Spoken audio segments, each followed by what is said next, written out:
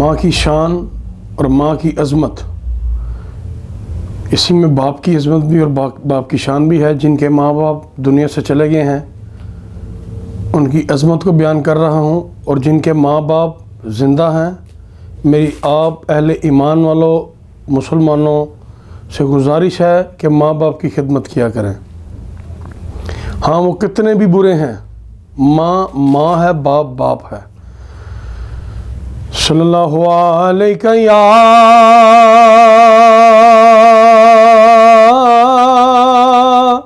रसूल अल्लाह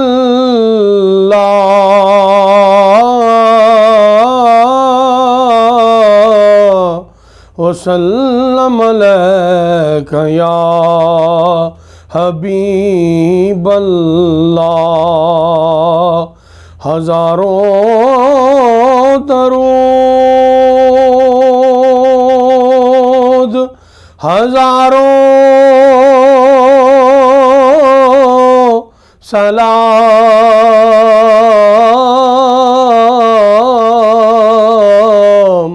बरुए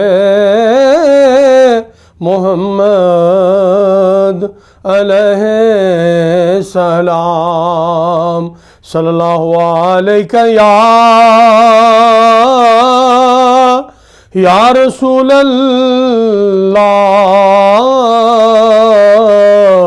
वसल्लम अलैका या हबीब अल्लाह। मेरे आका ने फरमाया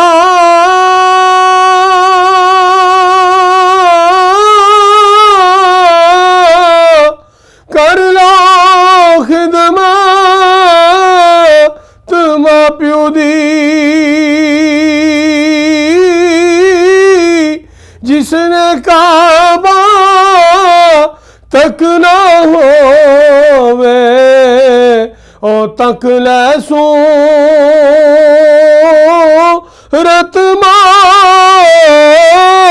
दी, जिसने काबा तक ना होवे ओ तक ले सूरत दी। मादा साया बड़ा बरकत वाला,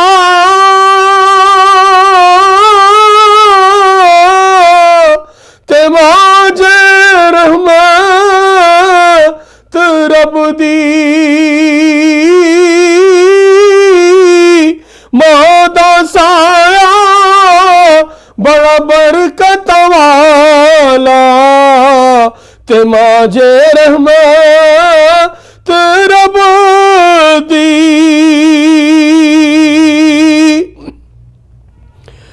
जेड़ी ठंड दिलां नू पावे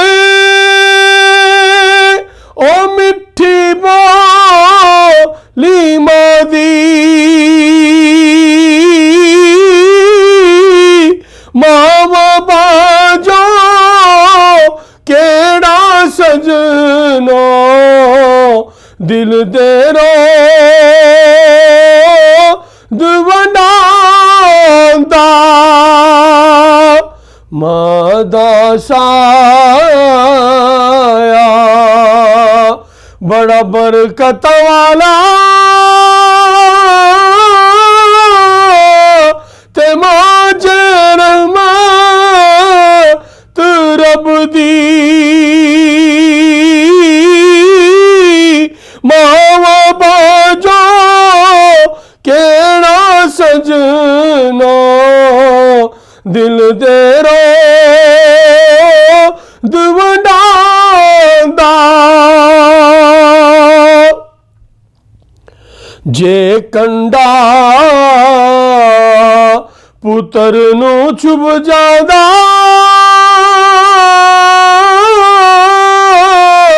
ते दर्द मावा नू आंदा।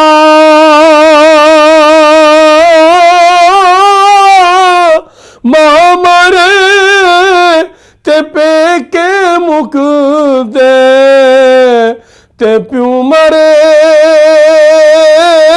घर वेला एहो दुआ मेरी या मेरे मौला न मरन किसे दे मापे मां मरे पेके मुक दे ते प्यू मरे ते गल वेला मेरे आका ने फरमाया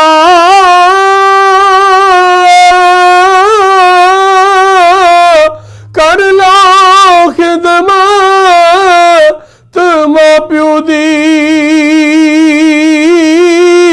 जिसने काबा तक ना होवे ओ तक ले सूरत मादी मां दे पैरा थल्ले जन्नत ते मां रहमत रब दी मावा कर दे ओने जिन्हां दियां मावा मर जादियां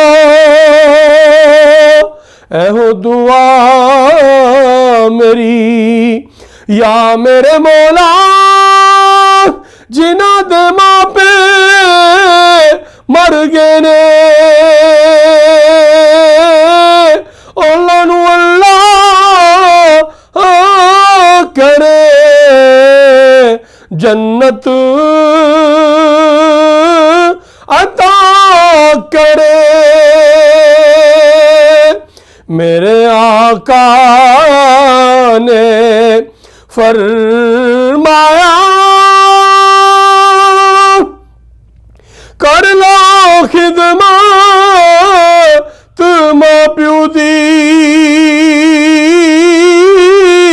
जिसने काबा तक ना होवे ओ तक ले सो